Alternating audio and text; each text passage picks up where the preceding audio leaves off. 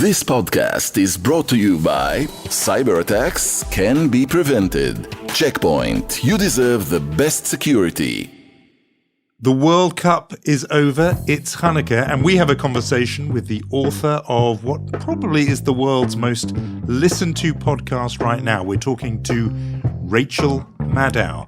It's Unholy. I'm Jonathan Friedland of The Guardian in London. And I'm Yonit Levy of Channel 12 in Tel Aviv.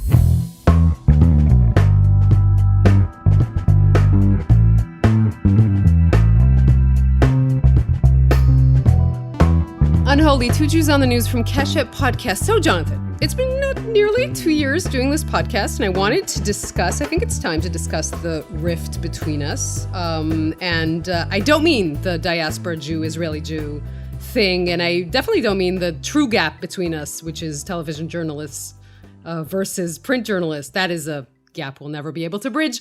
I, of course, am talking about the fact that we will never agree on what is the best Jewish holiday, because you, intellectual spirit, think it's Pesach. And I, of course, know that it's Purim. Because what's not to like? You dress up and you have to drink. But I'm thinking maybe this holiday, that season that is upon us, could be a compromise between us. Because Hanukkah is a nice holiday. What do you think? I love Hanukkah. I love it. As I overanalyze, because that's what we do almost for a living, I like it partly because it is so wintry and twinkly lights and it's dark and all those things, and it's cold and it seems warming. I don't get what it's like having a Hanukkah in 25 degrees and blue skies, which is what's happening where you are. So I was the understated line there. I heard you saying you like Hanukkah because it emulates Christmas, sort of. But no, it's like 20 degrees outside. Didn't actually say that. You see, you're projecting. Maybe. You're projecting your dim view of diaspora Jewry onto me. No, I think I'm quoting you from last year. But okay, fine, whatever you want to say. I'm kidding. But it is quite warm. And I can tell you that what it looks like from here, and especially from my parental viewpoint, is that we're the Holy Land in the land of holidays, and it's an 8-day vacation from schools. So I, and not at all complaining, just saying that somehow I figured out that I have been up to this point in 17 different Hanukkah parties at schools and kindergartens. And since I only have 3 children, I don't know how that happened, but this is my current vocation. And that's what it is. And but I can tell you that we have special sufganiyot with the Argentinian flag in our neighborhood bakery. So that's nice. Which that's a nice takes us seamlessly to the World Cup. And I don't know if you watched it. I thought what you were going to say was the big divide between us was about watching football, which is something that wasn't part of my life a long time ago, but now is. And watching the World Cup final, it was a truly thrilling game. Funnily enough, I was at a sort of Hanukkah-ish gathering where sufganiyot were consumed, and slowly people began drifting over to watch the World Cup final. It was, some of the people in the room were there from the beginning, but others joined as it got more and more intense.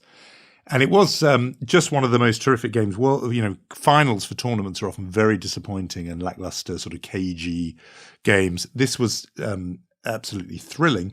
But one little small thought I had, because this is the season, Yonit, long-time readers of my column in The Guardian will know that always around this year, frankly, Christmas time rather than Hanukkah, I do try and write a column that is not one that makes you want to jump off a tall building, because very often readers tell me that columns of mine can be a tiny bit dispiriting. At this time of year, I try and give people a little bit of cheer, and I am working up a column which will be a bit more optimistic for the year ahead. And here's a little note of optimism. Something I noticed, partly in one of my own 2 children, but also around, was quite a lot of Brits were rooting for, supporting Argentina in this final. The football commentary, the commentators on the TV and radio were very clearly hoping Argentina would win because of this romantic fairy tale story of Lionel Messi, the world's greatest footballer who had never won this trophy, and this would be the crowning glory. It was his last World Cup match, and could he do what had eluded him until then? But what struck me as being hopeful was lots of Brits were just sort of all in for Argentina. Now, you could be grumpy about that and say that's because British people don't like the French, which, who were Argentina's opponents, and there's something in that. But 40 years after Britain and Argentina were at war, I mean, a shooting war which left hundreds dead, hundreds of British service people dead, here there were, not as if they'd forgotten that, but sort of as if they were ready to move on and put that to one side. And I sort of thought, okay, there's something hopeful about that. In my living memory, it was all argies and sinking the Belgrano, and here people were just taking delight in this football triumph. So I think there's an optimistic lesson there, even for people who are not necessarily obsessed with the game itself. So I'm wondering if to bring us all crashing down and say that you know how Israelis always watch any international whether it's football or the Eurovision, right? It's like, what happened in World War II? Let's see that through that prism. So someone wrote on Twitter when this was going on, like, who are we going to support? The government who once cooperated with the Nazis or the country that the Nazis escaped to? So that was that was my non-optimistic take. But it was a great game. Even I watched. That was really great. And a good story. No, it was thrilling. That is sort of, by the way, what you said in how the Israeli press were covering it. I do have that impulse in me, and I fight it, as I think you know, because there is a little bit of me that still does that, puts it through that prism. But in this case, Brits didn't do that, even though the war of Britain versus Argentina over the Falkland Islands, the Malvinas, as Argentina would say it, is much, much more recent, just 1982. Now, talking of people not letting go of grudges, etc., even for a very long time, or people who've been around for 40 years. It fits Netanyahu every bill. He has a big announcement. Yes, well, we're recording this on Wednesday, and Netanyahu is finally expected to announce he's formed a coalition today. That's just the official announcement, Jonathan. According to the basic law of the government, the cabinet must be sworn in a week after this official announcement, but it's Hanukkah. So actually, the deadline is January 2nd. Most pundits think the government will be sworn in next week. But let's say that Netanyahu always has this tendency to push everything up to the very last deadline. As we said, this is a government that is going to be, let's say, understating it, we'll say that it's going to be incredibly fascinating to watch. The most religious and far-right government Israel has ever had. I think a lot of its credit has been wasted up in the sort of pre-game already. And obviously, Jonathan, we've been discussing this in great detail in the past couple of weeks, ever since Netanyahu won resounding victory in November 1st. But again, this is a coalition that will have a lot of power, can make a lot of changes, and it's going to be incredibly interesting to watch what it is going to do, even from the first days of its creation. You call it pre-game. I was thinking there's been a kind of phony war until now abroad, which is people saying what they will do, what policy will be or would be once this government is in place, slightly in denial, as if it was still conditional or hypothetical. But governments, we've seen some noises from the Biden administration, diaspora Jewish communities. Phony war is about to be over. They're going to have to actually deal with this actual government rather than being able to hide under the duvet and pretend it's sort of somehow contingent or provisional. Reality will bite as soon as that government is fully sworn in. And we, of course, will be watching it here. Should we say something about our big guest for today? Because it's we're going to be talking to Rachel Maddow, chiefly because she is the presenter, author, writer of a podcast which I know you and I both got completely hooked on. Yeah. What's the terminology for binge listening to a podcast? Like that is what... Yeah, we were binging it big time. I don't normally do that, by the way, but I really did with this one.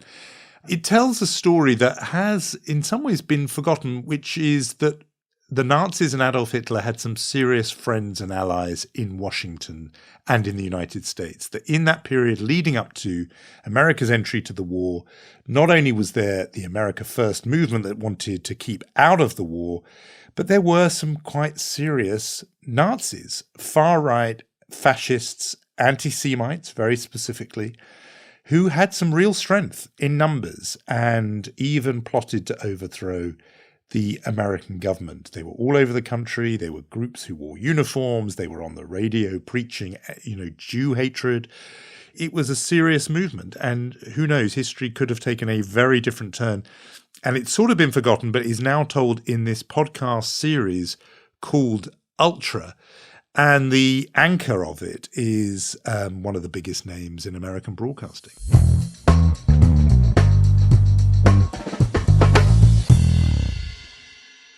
Rachel Maddow, host of The Rachel Maddow Show, is the face of MSNBC. She is a cable news juggernaut and really the defining TV journalist of liberal cable news in the U.S. Her new podcast, Ultra, is a spectacular success. It tells the story of a plot to subvert American democracy and to institute fascism in the 1940s.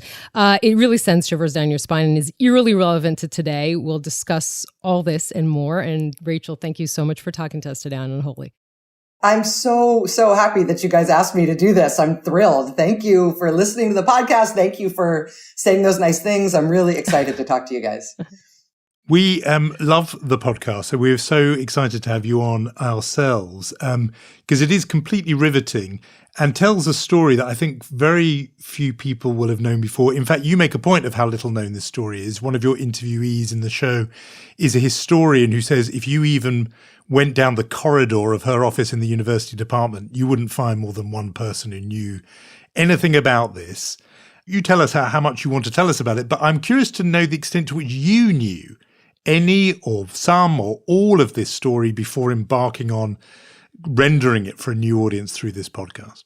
I knew the tiniest little sliver of it. And this isn't actually what I set out to do a podcast about. I was interested in something a little bit later on in the timeline. I was actually interested in the origin of American Holocaust denial, because for all the other things that Holocaust denial is, for its origin points in the United States, it was just truly bizarre because it emerged at a time when, among other things, there were not only lots of refugees in this country, but there were lots of American GIs who had laid their own eyes on the direct evidence of what had happened.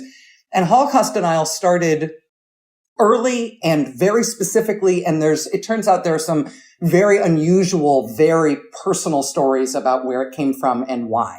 And I was interested in that freak show. And in trying to tell that story, I, started reading and ended up getting to this backstory, which I knew a tiny sliver about. I mean, I knew I had done a little bit of work on a sedition trial that happened a few decades ago in Fort Smith, Arkansas. And I had been thinking about that because we have the big sedition trial around January 6th. And I had this sort of vague sense or semi-informed sense that, hey, sedition trials happen very rarely in the United States and they often fail. And I knew there had been something about that around World War II, but that was kind of it.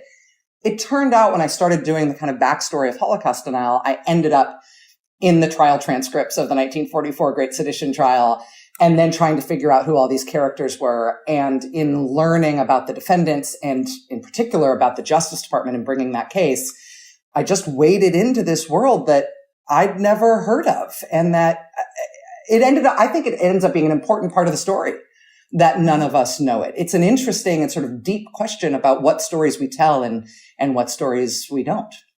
Right. And the fact that there's never actually been a reckoning with this reality. It's kind of been forgotten and sidelined. And I guess we'll talk about this more as the conversation progresses, the sort of eerie similarities between then and now. One of the striking things about this story, not only just how, deep the Nazi involvement in the top branches of the U.S. government during the 1940s was, how deep it was, but also it's kind of clear and tragic that the legal system, the criminal justice system, is really kind of, inadequately equipped to deal with this kind of threat to national security. And I mean, that is one of the shocking revelations about, when you listen to this podcast. And I wonder if you feel like it's the same today in that regard. Yeah. And I think I think if the podcast could have been sort of infinite, if it had been 18 hours instead of 8 hours, this is one of the things that I think I would have liked to tease out a little bit. So thank you for the question, because I have unresolved feelings about this that I haven't really articulated yet. But I feel like the way in which the justice system is inequipped to deal with a threat like this is multifaceted. I mean, in one part of it, it's that, under the Constitution, we have the right of free speech and the right to associate freely. And that means you have the right to say and think horrible things and to associate with people for horrible purposes. Part of what's difficult about prosecuting something like this is is that we rightfully have protections to do all sorts of terrible things under the U.S. Constitution. And that just creates a fundamental baseline over which your behavior needs to rise before it is no longer subject to those constitutional protections. Then there's a sort of almost definitional problem in terms of prosecuting sedition, which is that if you are being brought up on sedition charges, it means by definition that you tried to overthrow the government and you failed, because there is still a government to put you on trial for sedition. Had you succeeded, you'd have everybody else up against the wall. So by definition, by the time you get into the courtroom, you are putting somebody on trial for having tried a plot that did not succeed. And that inherently creates an environment in which the defense can say, well, this wasn't a serious plot. This was, blowhards talking. There was never any risk it was going to happen. But then there's also this kind of technical thing that happens in trials like this, particularly when you're talking about a group that believes it is powerful enough to actually overthrow something as big and strong as the US government, which is that a conspiracy to do this tends to involve a lot of people. And it's hard to put a lot of people on trial because everybody's entitled to an individual defense. And because if you get 28 defendants in the courtroom at once, you better have the world's most technically skilled judge, or the court case is going to run off the rails. And that's what we saw, part of what happened in 1944. I think we're seeing right now in the Justice Department's prosecutions of the Oath Keepers and the Proud Boys, they've broken up those trials into 4 and 5 defendants, maybe as an effort to try to remedy that technical thing. There's more. There's probably 10 different facets on which this is difficult for the Justice Department to handle. Doesn't mean that the Justice Department should be excused from trying to take this on. These are, in many cases, crimes.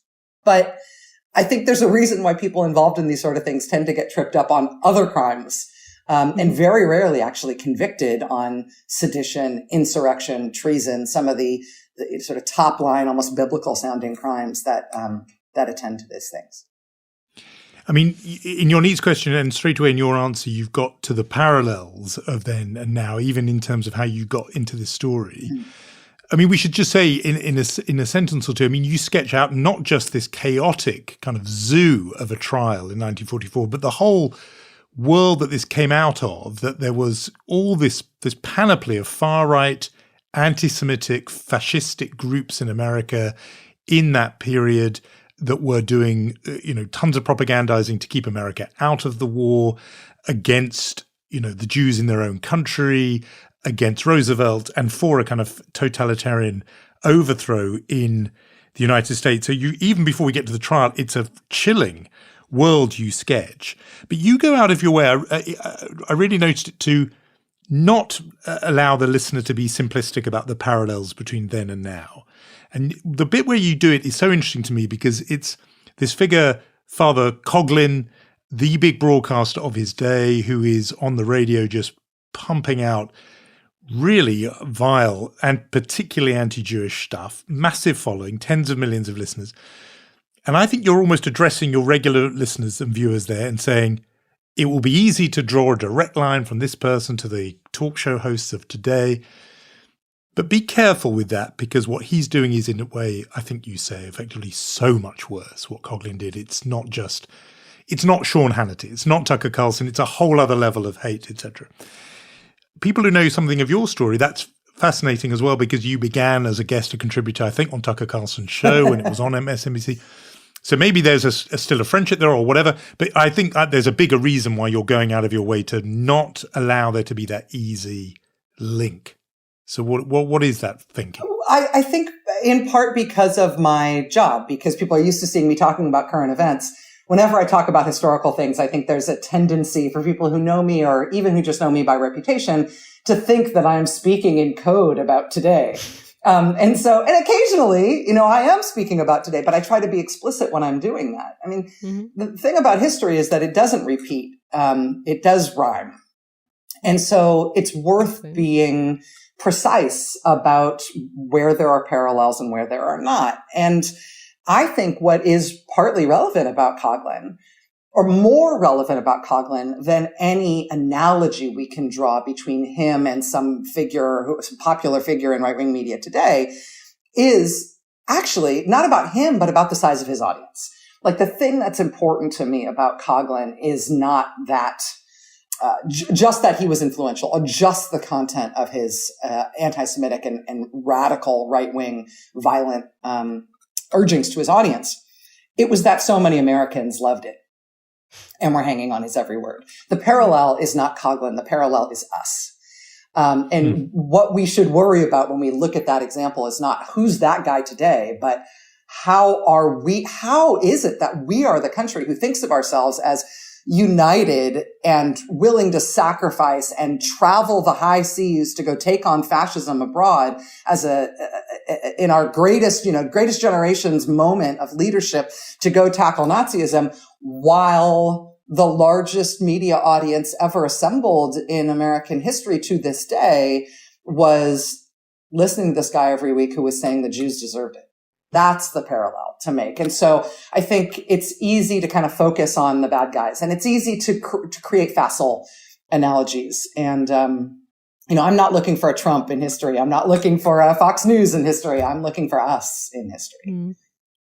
Because one of the poignant lines that I think jumped out at Jonathan and at me when we were listening was that fascism happens recurrently. You say that in I think it's the last episode, but really this is a cycle. It's a very sad, tragic, even dark view of America. Mm-hmm. And I think it's practical. The bases of a sort of fascist appeal in the United States are consistent, right? That there is a glorious past that it would be great if we could return to. In that glorious past, we didn't have this alien or parasitic element that had ruined everything. If we could expunge them, we could return ourselves to our former glory. And part of what's in the way is that those parasites and alien elements get a say in what's happening in our country.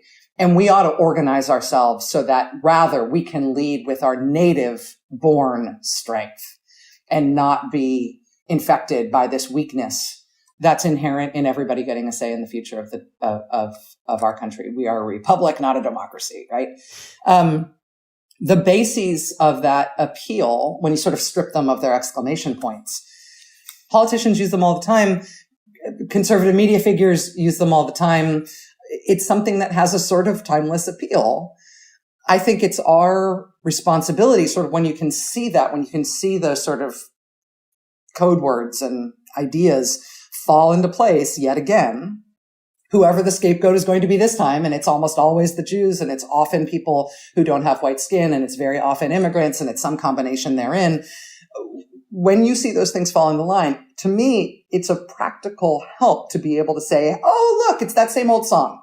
Listen, here's what it sounded like in the 40s. Here's what it sounded like in the 1920s. Here's what it sounded like in the 1800s. Here's this, it's the same old thing. And that has two benefits. One is that I think it alerts us to sort of what we need to turn on in terms of our defenses and our firewalls as a country. But I think it also makes fascism boring, which is helpful. Part of what, the number one selling book of 1940 in the United States was Charles Lindbergh's wife, Anne Morrow Lindbergh, writing a book, this like poetic book, about how fascism was the future because it was so elegant and efficient and modernist. And it was so exciting. And while she didn't think of herself as the kind of person who'd be attracted to these kinds of leaders, she could see that this was the way we needed to adapt as a species because this was such a beautiful, shiny new way of being. Fascists always make it sound like it's transgressive and interesting and something you've never thought of before. It's boring. It's old. It's recursive. And so that to me is a helpful framing. And are you describing there that recurrence? Is that a specifically peculiarly American thing, or is that a human thing? Do you think? I mean, I don't know much more than American politics, and so I don't feel like I can speak for other places. I do think that there is something human about being told, "Oh, the strong man will take care of you," and all we need is more control and the good old days. I mean, I think those are somewhat universal sort of human points of comfort in terms of what somebody can sell you. But I see it at work in America in a way that I'm trying to elucidate.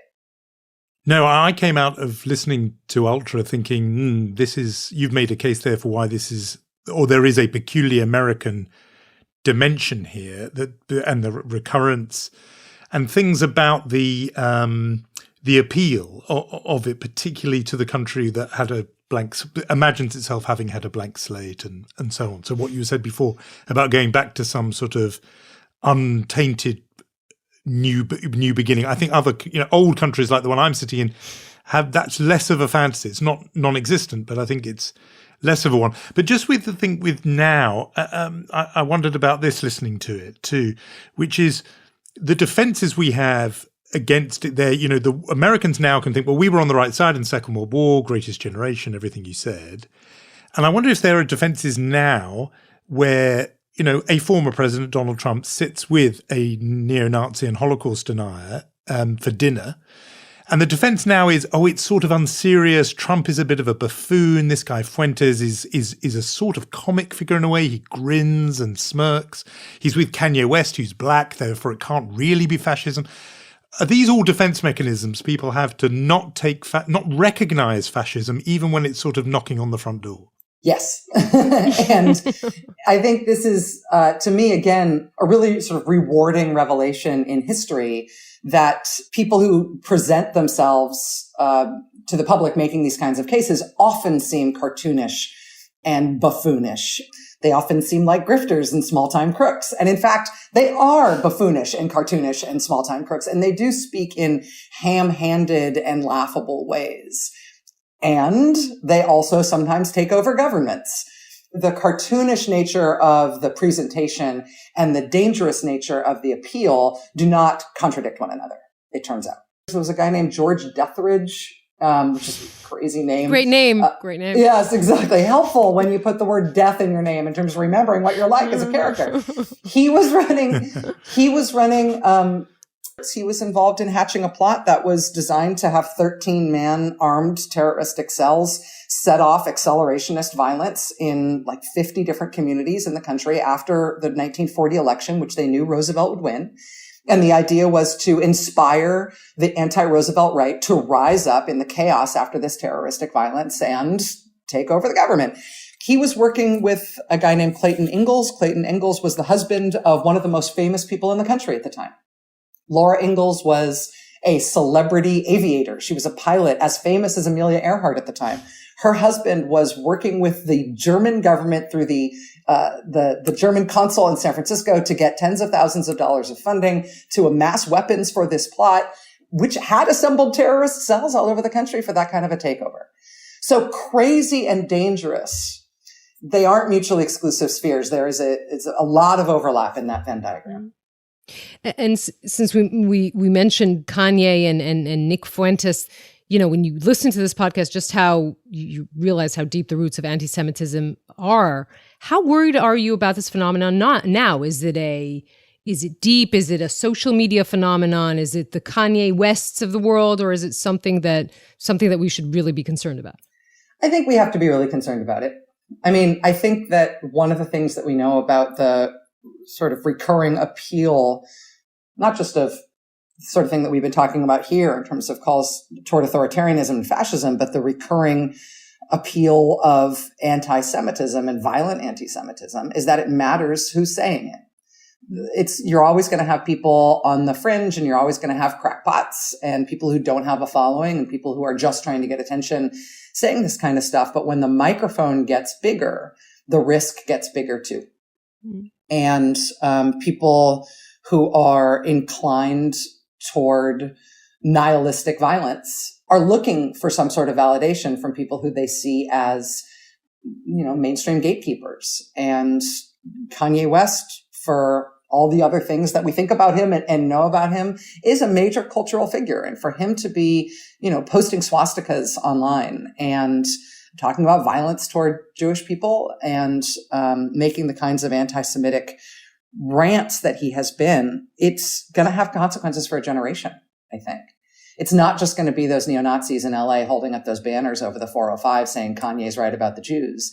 It's going to be a generation of young men and others who will use him as a touchstone, both as a gateway into that kind of rhetoric and argument, but also as a legitimizing force. It's super, super, super dangerous. And I think that's why the concerns around Elon Musk and the decisions he's made around Twitter are not just celebrity and business pages intrigue. It's got real consequences for us as a democracy. I mean, just on that, because you mentioned Elon Musk, I don't know how active you are as an individual. Obviously, your show is promoted on Twitter and everything. But what's your read of that? Because that's been such an important forum for journalism, particularly, actually, but for as a sort of space. If it's going, and I'd be interested to hear whether you think it is, that's going to have a big impact beyond just the sort of, as you say, the tech pages or the business pages. How do you see that playing out since you've mentioned it? I don't know. I think the one thing that seems clear is that it's not coming back once you've dismantled a company like that. I mean, Twitter was there's a lot of different kinds of social media companies. Twitter had a unique reach and a unique function, and it evolved. I think, this is arguable, but I think it evolved in an organic way to try to responsibly handle its influence and reach.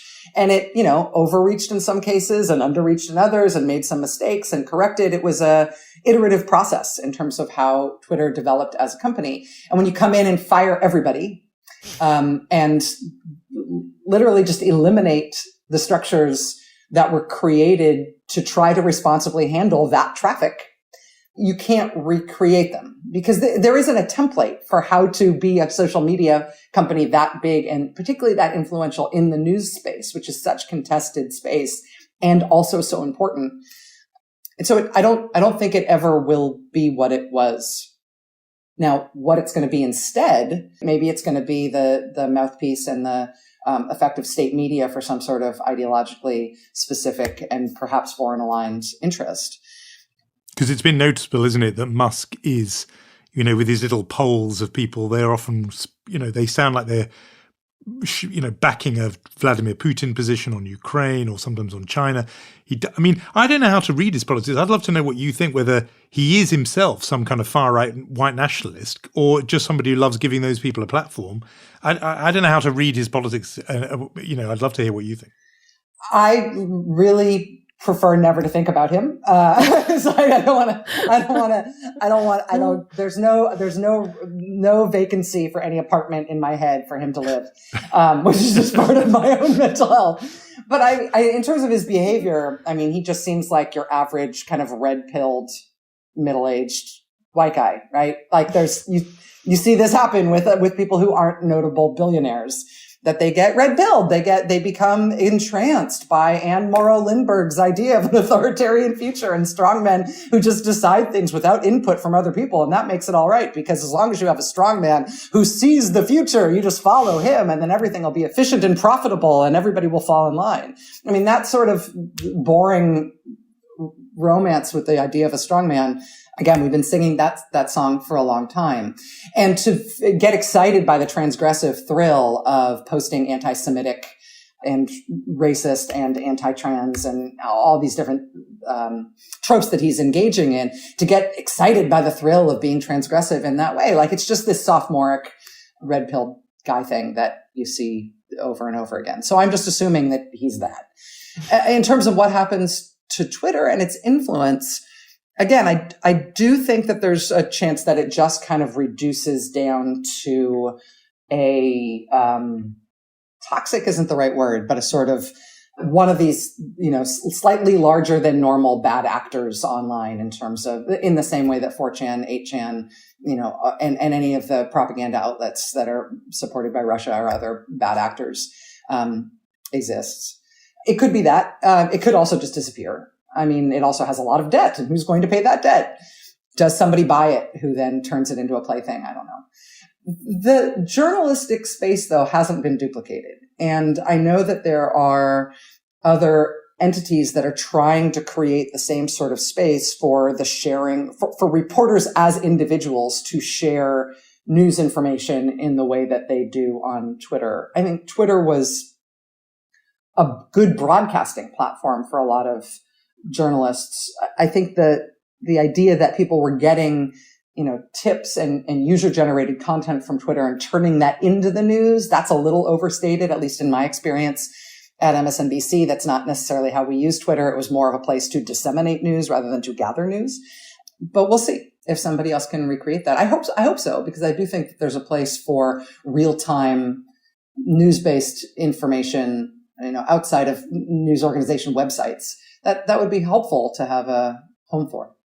But while Twitter is sort of in this free fall, and it really was this, a news source or even an agenda setter, when you look at like the map of what is going on right now in the United States, and that there are a lot of people who think that the news is kind of calcified into echo chambers, right? That people listen to the news that they want to listen to. This reminds me, you had many conversations with Jon Stewart, and he used to say always, to talk about MSNBC and say, you're doing kind of the ideological arms race with Fox News. Is that helpful? That reality that we live in, that everyone believes in what they want to believe in. You can have all the information in the world, but it doesn't mean anything. The January 6th investigation was all televised, but people can still believe that, the whole thing was rigged and Trump won the elections. That was a long, convoluted question. I apologize. Well, it's more of a topic than a question. I think that there's a difference between, presenting news information and talking about how you feel about the news. And those are two different things, and they have two different functions. And I think people do find comfort in hearing people express their opinions about the news and sort of emote about the news in ways that they identify with or that resonate with them. I think that's real. And I think there's also echoes of that in history. Part of the history in the 1930s and 40s, in terms of going back and looking at that era in history, is that, certain newspapers were definitely a comfortable home for Americans who thought that we shouldn't be in World War II, or that if we were going to be in World War II, we should be on the other side. There were news organizations in the United States who were a comfortable home for Americans who had that point of view. And some of the great journalistic scandals of the time leading up to World War II involved some of those papers. There's a good case to be made that one of the senators, who was an isolationist senator who features in Ultra, may have been the source of the leak of Roosevelt's plans for the expeditionary force, the American army in Europe, just before Pearl Harbor happened. And that was published in a Chicago isolationist newspaper on their front page. This stuff, again, it isn't new. When it comes to presenting the news, though, take the example of the January 6th investigation. I think there isn't a parallel to be drawn. There isn't a mirror image between MSNBC choosing to broadcast the hearings and cover them and Fox News saying, we're not covering them and you shouldn't watch them. Right. There isn't a mirror image there. There's one side there that is covering the news and the other side saying, no, we refuse to acknowledge. Let's talk about Hunter Biden. Yes, exactly. Let's talk about Joe Biden's grandson's veterinarian's niece's TikTok account. And by the way, subpoenas are coming. It's just, you can criticize me for who my audience is if you want, but I don't think in terms of who the choir is when I'm preaching. No, but the interesting, Jonathan mentioned this. You can see these great YouTube videos online of you in conversation with Tucker Carlson. This is 2005. He had a show on MSNBC. You were a pundit there. It's a lovely conversation. They're really nice conversations. And you say this can't exist in the world anymore. This kind of conversation, where can it live at all? What changed? Did he change? Did the discourse change? In 2005, this is hypothetical, and maybe this isn't helpful, but in 2005, had Tucker gotten on the air on MSNBC and been like, immigrants are dirty and are making America a dirty place, and there is a secret plot by an international cabal to replace white people with non-white people, and you white people better get it together. If he had said the things that he's saying on Fox now on MSNBC in 2005, he would no longer have a show on MSNBC in 2005. Right? I think styles change And, one of the things that I don't do on MSNBC, and I haven't done since I've started there at the beginning, is I don't put on a Punch and Judy show where I bring on somebody from the right and somebody on the left and say, light rail policy, you guys fight. And then we watch the fight, and I don't bring on a panel of 6 people at a time for everybody to say one word. And then nobody remembers what the topic is again. Like I do one-on-one interviews almost exclusively with newsmakers or experts or reporters. That's a stylistic thing. But honestly, I think to get to the root of what you're asking about, I don't believe that it reduces the value of a news product, of a newscast, of a discussion led by a host on TV about the news, to know where the host is coming from.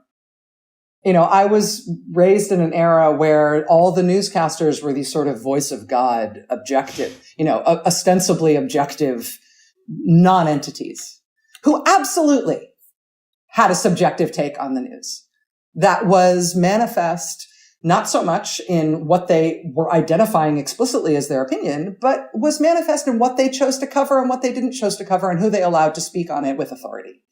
And that sort of false sense of non-subjectivity among supposedly objective non-entity newscasters is something that deserved to die because it was false. Growing up as a kid in the Reagan era, as tens of thousands of Americans were dying of AIDS and the president wasn't talking about it. And when the White House spokesman spoke about it from the briefing room, it was in veiled anti-gay jokes. That being covered is as if that was the appropriate, that was the national take on what was going on with that epidemic at the time. That's an object lesson in, I think, the inherent falsity and the unacknowledged specificity of that kind of take on the news. And I'm glad that's over. And I will happily tell you where I'm coming from, but I will also run corrections when I get something wrong. I will also abide by NBC News standards in terms of how I present to you the news. And you can fact check me from here to the end of the earth. You can be good at this and honest about this and help people understand the world better while also being real about who you are. I get all that. I just wondered about polarization, particularly how avoidable it is not that there are 2 competing streams of news that are transparent and open about where they're coming from, but the fact that there isn't a single forum which is accepted grudgingly, complainingly, but by both sides as basically the facts. And here I'm thinking about where I'm sitting and where there is the existence of the BBC. Sorry about the dog barking. The BBC seems to me to play quite an important political role in this country as a guard against fascism and the things we've been speaking about. Because, like it or not, when all the sort of noise is over, both sides have to say, okay, those are the facts.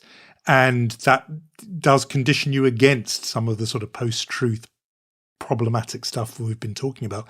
And I worry for, as somebody who's been watching America for decades, that the absence of that is what means there's a guard there against polarization and against really the things you're warning about in some ways in Ultra. That guard is missing if 2 nations are watching 2 screens and there's no agreed middle area. Forgive me, though. In the United States, I would say that we have what you're describing as polarized or maybe sort of atomized television news in the cable news space. And then we've got newspapers, which I think are playing the kind of BBC role that you're describing. As much as Trump and his ilk are, denouncing the New York Times as if it's, as if it's the Workers' World Daily or whatever it is, I would say that the great body of American print journalism, New York Times, Washington Post, and the Wall Street Journal, and on and on and on, and including regional papers, plays the kind of BBC role that you're talking about. Whereas in Britain, you have the BBC on TV, but your papers, I'm sorry, I would put MSNBC up against anything that's happening in terms of the British print media. And so yeah, and you'd be completely right. That's absolutely right. Our papers are massively polarized and broadcast isn't, and in the United States the opposite. First of all, I think broadcasting is more powerful, but also now I think, tell me if I'm wrong, but I get the impression that the number of Republicans or conservatives who would accept that the New York Times or Washington Post are a kind of BBC-style neutral rather than also part of the liberal media, I think that number has shrunk. so that they too are lumped in with the liberal press. Sure. And the right has been making that case forever, right? So like in 1972, before Spiro Agnew is forced out of the vice presidency just ahead of Richard Nixon being forced out of the presidency in the Watergate era, the California Republican Women's Conference is turning up to hear him give a speech where he's saying, I will not resign if indicted. I will not resign if indicted. And they all turn up, all these Republican women in the early 70s when the technology for recording things was not that handy. They're all turning up with their like boombox tape recorders to record his speech at that event because the media is the enemy of the people and the media is not going to play the important parts of what Spiro Agnew says. And so they're going to circulate it amongst themselves because the media is evil. And, Agnew is famous for the nattering nabobs of negativism criticism of the U.S. media, but his whole job in the Nixon administration was to make the American public believe that the media, not some specific partisan part of the media, but the media writ large, that journalism itself is a left-wing cabal. And you see that that's been a right-wing case against the media as long as there's been a right wing and there's been a media. The idea that the objective, professionally reported presentation of facts about the world is somehow dangerous to one side of the political spectrum, it's part of why I'm a liberal. It's funny. I'm listening to this conversation. Since my day job or night job is still to anchor the evening news on Israeli television, this is all very interesting, especially the question of objectivity, because when you try to be objective, I think the result is that you get flack from both sides for either being this side or that side. But I'm just picking a thread up to ask on a personal note, because you kind of scaled down that nightly appearance after almost 15 years. I wonder if there's still that kind of rush of live television every evening. I mean, you do it once a week now, if I'm not mistaken, but do you still feel that? You asking for a friend, Yoni? Really just, there's a small milieu of people who are interested in this question. I'm one of them, so I'm just wondering. Are you saying, does it feel different? Does it feel different to do it when I do it one night a week? Does it feel different than it did when I was doing it 5 nights a week? Do you miss that rush of the nightly news cycle? No. Okay. No. What was going on with me ahead of making that change was that I was breaking down physically, and also that I was feeling like I was becoming dumber. That my mental bandwidth was just sort of getting tighter and tighter and tighter as the accumulative pressure of a daily production deadline made me think shorter sentences and smaller thoughts. And I want to think book length thoughts. You know what I mean? I want to spend my time not just reading reading articles produced for the Daily News. I want to spend my time reading books and digging into archives and thinking things that have a longer arc. And I found myself less and less able to do that, and therefore less able to be creative. And the adrenaline of the daily news cycle and the daily production deadlines can only get you so far. You can't live on that sugar rush forever. You can in the short run, but you can't in the long run. And so I knew that I needed to make a change for me, but I love being on one day a week. This was presented to me as a potential option at the very outset of me starting to think about this. And I was like, that's crazy. Anybody who's on one day a week, they have to do something that's about the whole week, and it ends up being a magazine show. And I hate that kind of.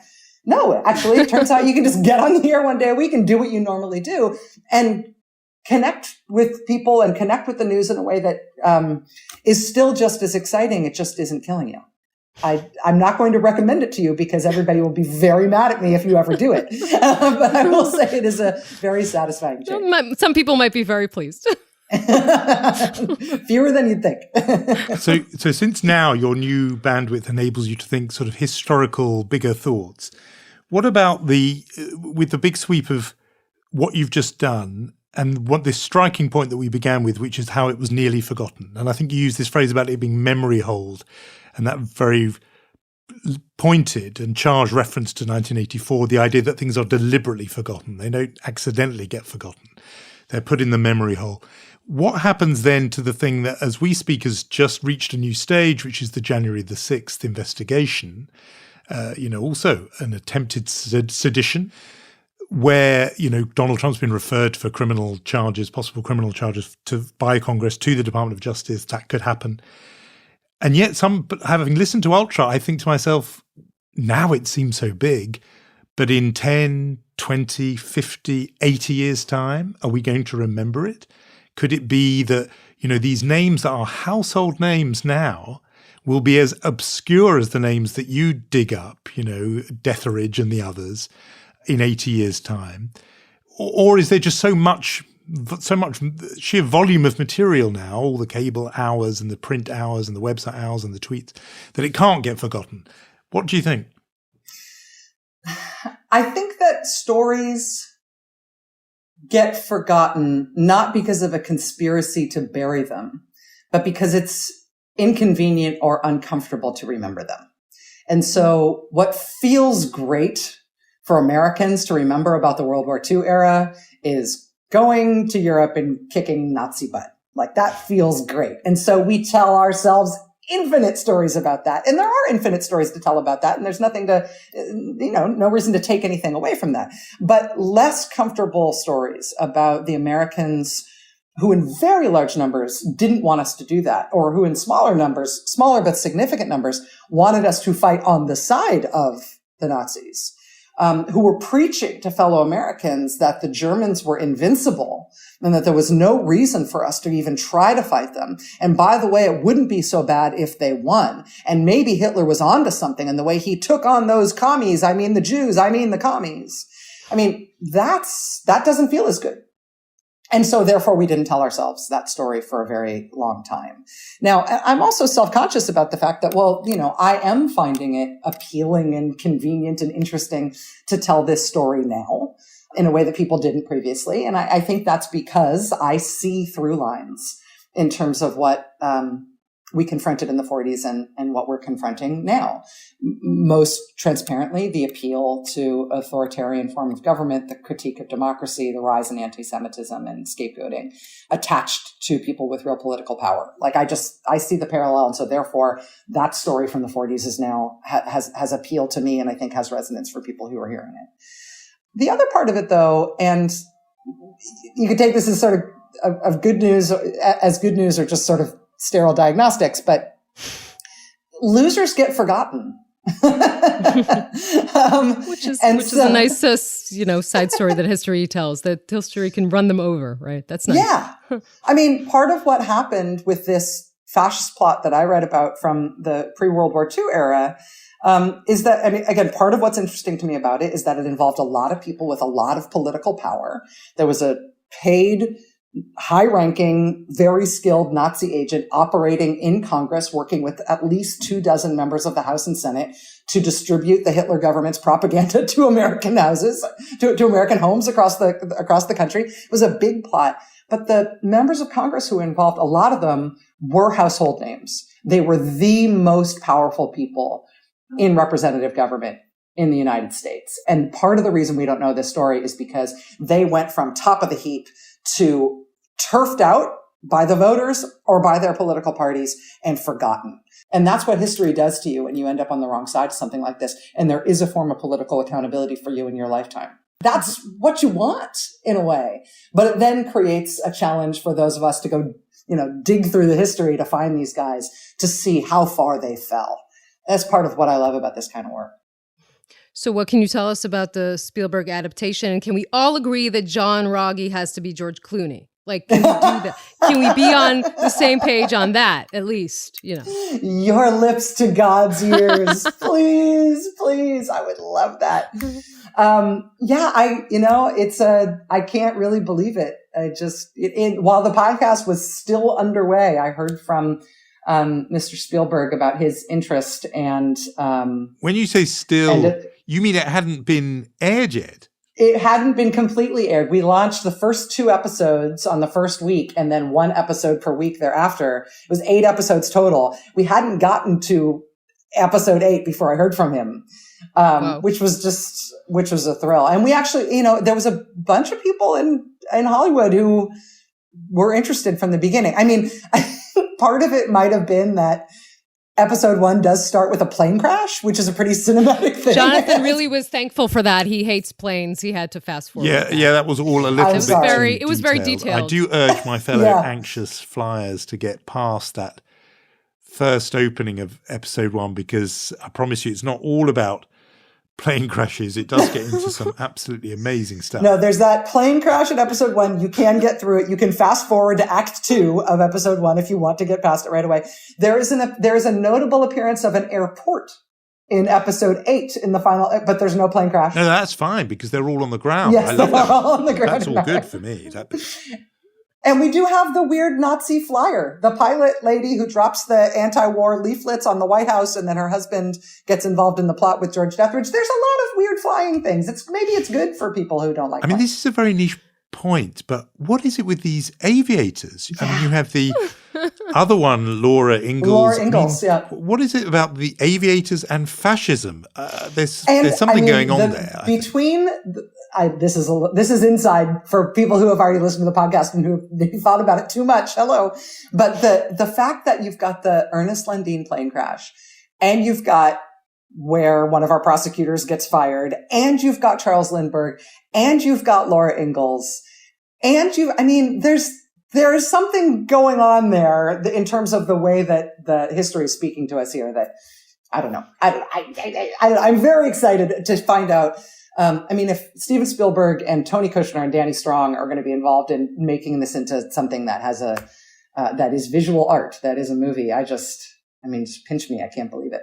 No, I was going to say it's been a thrill to nerd out with you on this because I've been living with it, obsessing with it, listening to it. And now to be able to geek out with the creator of the show is fantastic. And it will make a wonderful film. It's already wonderful as a podcast. We do recommend everyone listening to this to listen to Ultra right away. If you haven't sold it now after this hour, then I don't know quite what people are missing because it has been wonderful, Rachel Maddow. Thank you very much indeed. Thank you so much. Thank you. It's such a pleasure. Really, it's such a pleasure. We'd love to have you on your next podcast. Bring me back. It might be Ultra season 2. At this point, I'm still marinating in these archives. There's still more to find. So thank you guys. This has been great. You guys do a wonderful job here.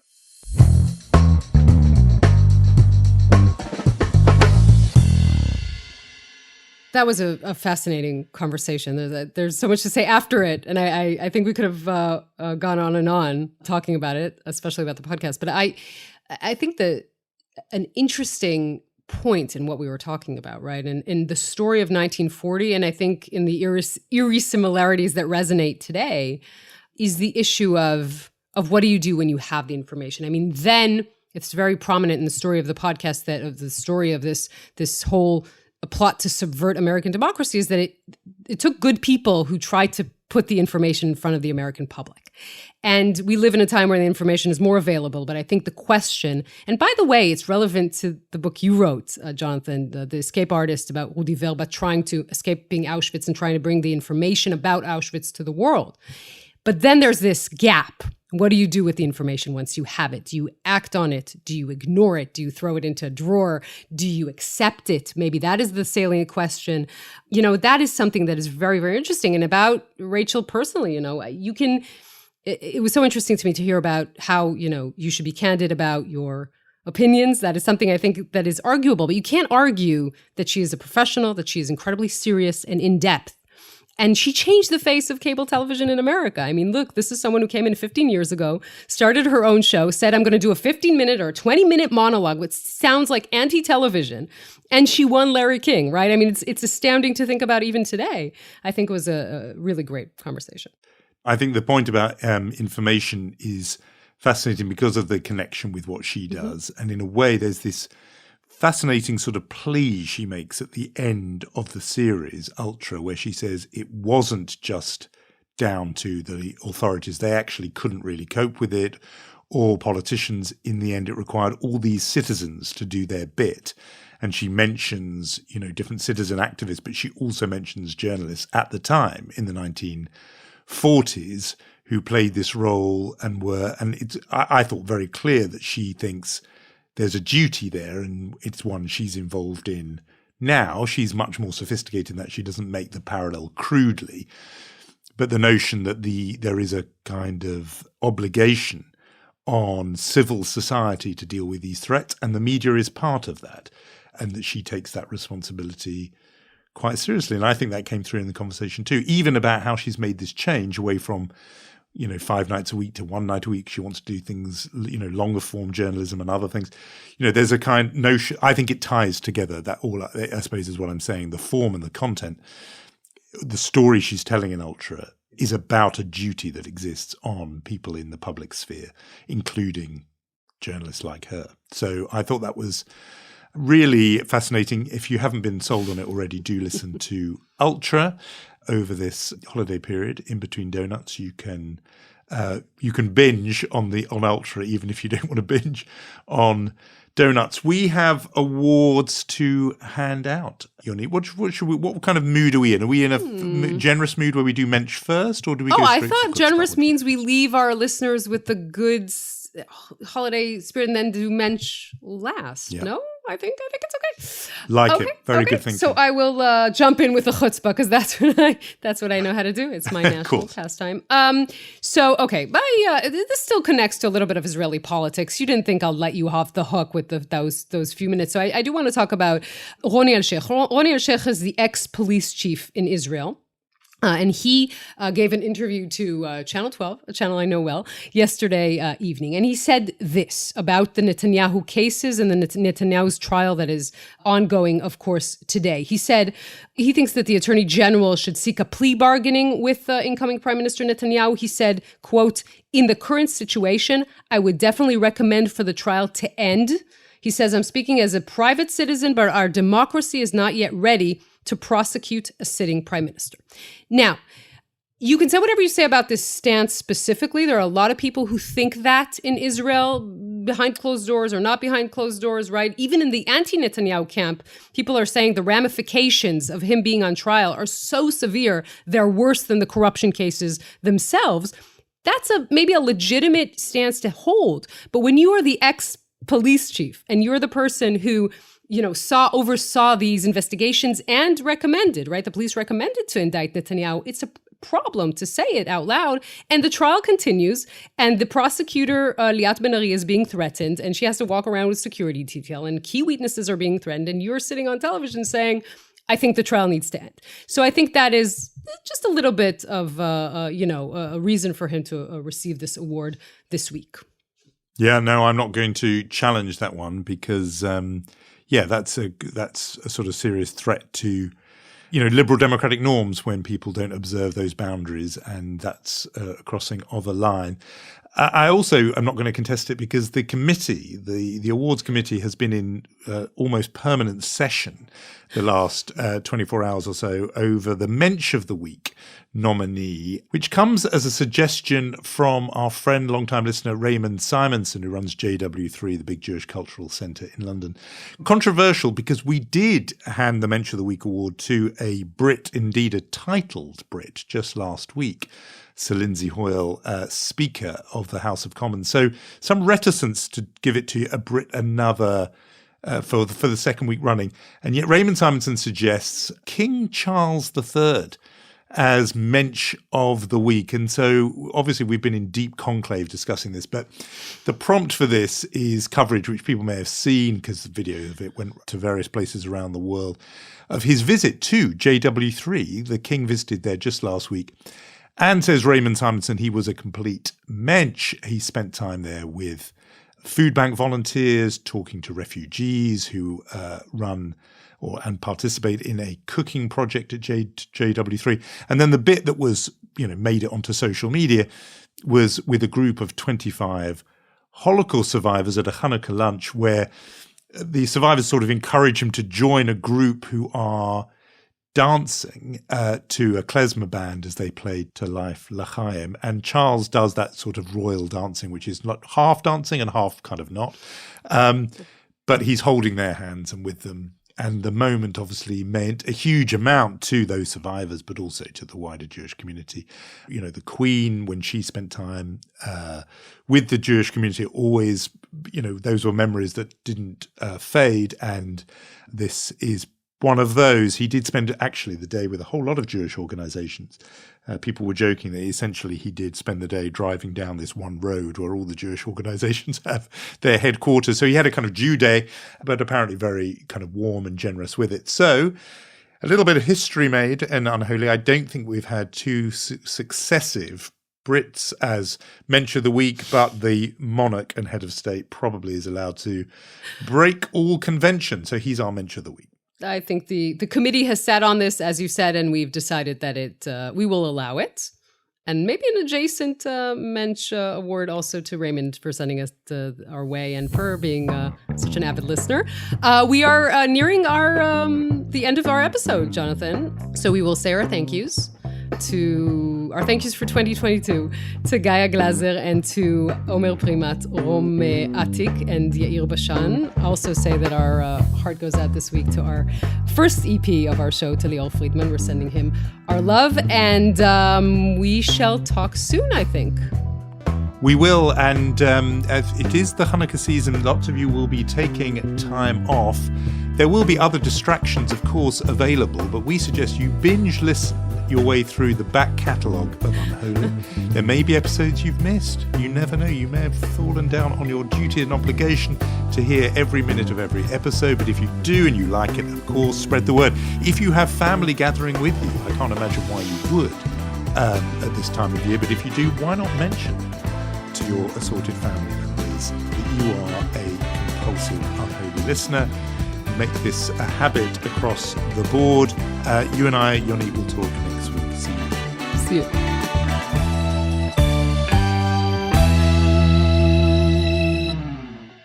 This podcast is brought to you by Cyber attacks can be prevented. Checkpoint. You deserve the best security.